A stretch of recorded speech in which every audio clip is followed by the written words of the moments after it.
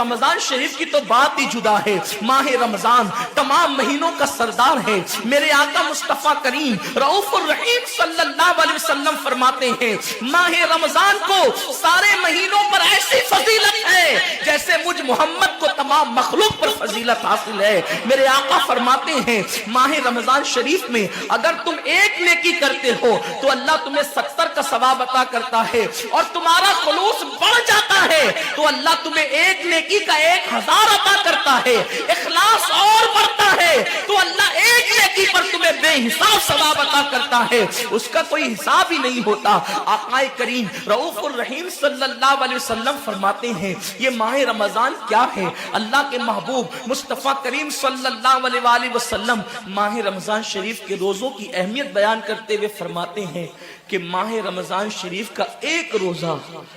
अगर कोई छोड़ दे और फिर सारी जिंदगी उसके बदले में रोजा रखे तो सारी जिंदगी के रोजे उस एक माह रमजान के रोजे के बराबर नहीं हो सकते। ये माह रमजान शरीफ के रोजे को फजीलत हासिल है, और अल्लाह के हबीब सल्लल्लाहु अलैहि वसल्लम फरमाते हैं, जो माह रमजान शरीफ में इबादत करके अपनी बख्शिश नहीं करवा सकता, अपनी मगफिरत नहीं करवा सकता, फिर उसको कभी मौका नहीं मिलता कि वो अपनी मगफिरत का सामान करे। आकाए करीम सल्लल्लाहु अलैहि वसल्लम फरमाते हैं कि साल भर तक माह रमजान शरीफ के लिए जन्नत को आरास्ता किया जाता है, जन्नत को सजाया जाता है,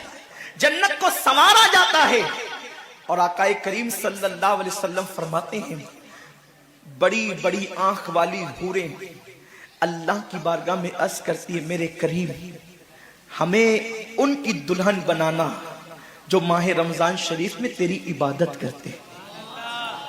हमें उनके निकाह में देना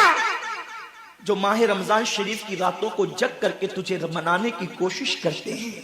आकाए करीम सल्लल्लाहु अलैहि वसल्लम फरमाते हैं, अगर कोई बंदा माह रमजान में जिना से बचे, शराब से बचे, झूठ से बचे, किसी को तोहमत लगाने से बचे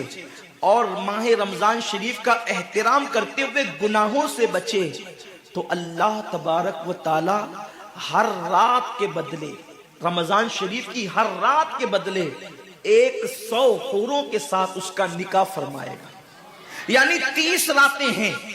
तो 30 हूरों के साथ उसका निकाह होगा। और आकाए करीम सल्लल्लाहु अलैहि वसल्लम फरमाते हैं,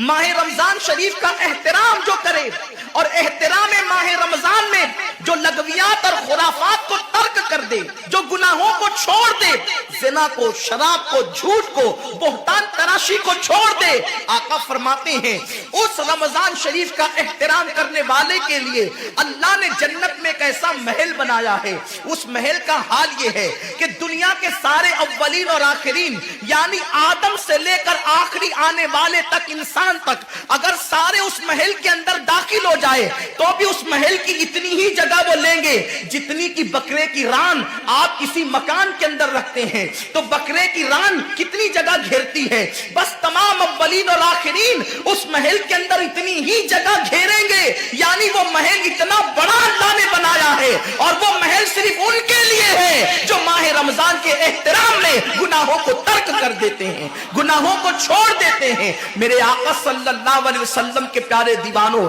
लेकिन अफसोस हम और दिनों की तरह माह रमजान शरीफ की रातों को जाय कर देते।